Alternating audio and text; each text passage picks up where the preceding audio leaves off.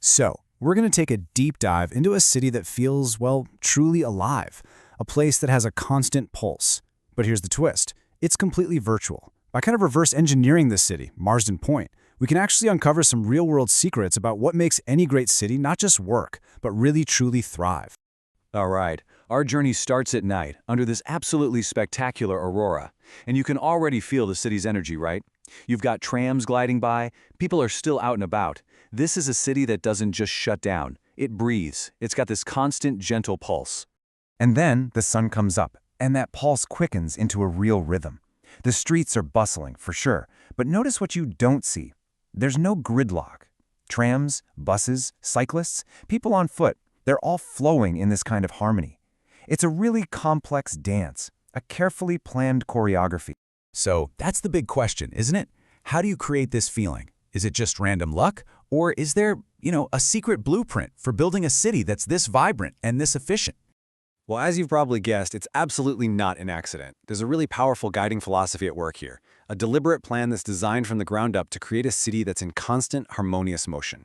In this slide, it just lays it all out for us. It's what's called the planner's playbook. See, on one side, you've got things like economic growth and how land is used. On the other, you have the goal of a livable city built around transport. The playbook's big secret is that these two things are completely linked. You just can't plan one without the other, because how you get around directly shapes how and where you live.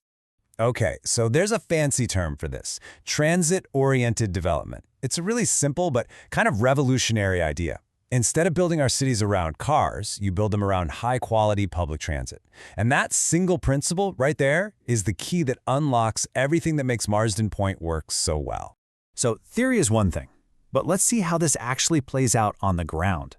We're going to follow a pretty typical journey, starting not in the busy downtown, but way out on a quiet suburban street.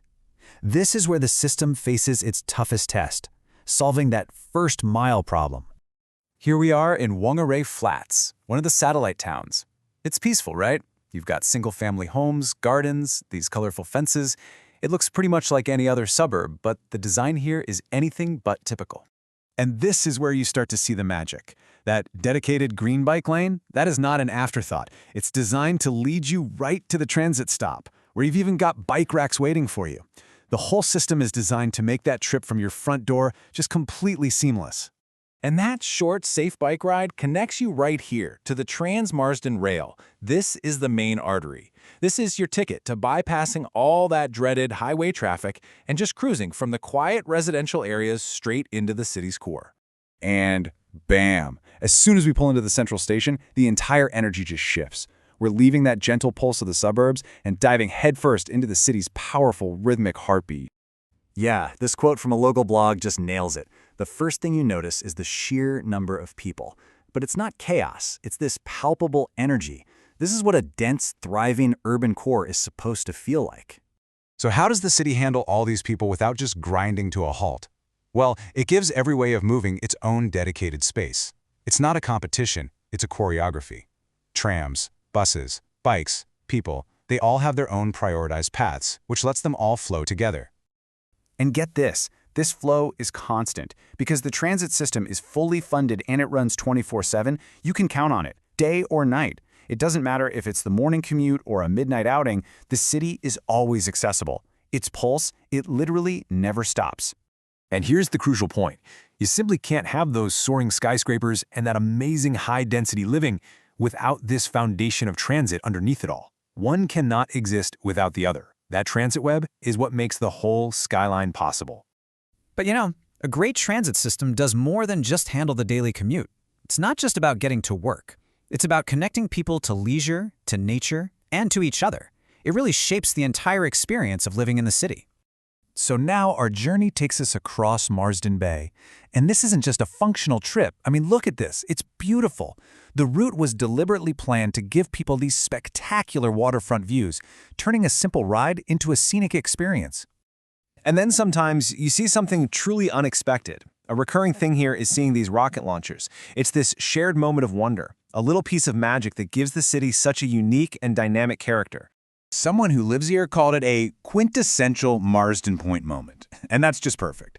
It's that blend of efficient, beautiful transit with these moments of surprise and just awe. It's a reminder that the city is always reaching for something more.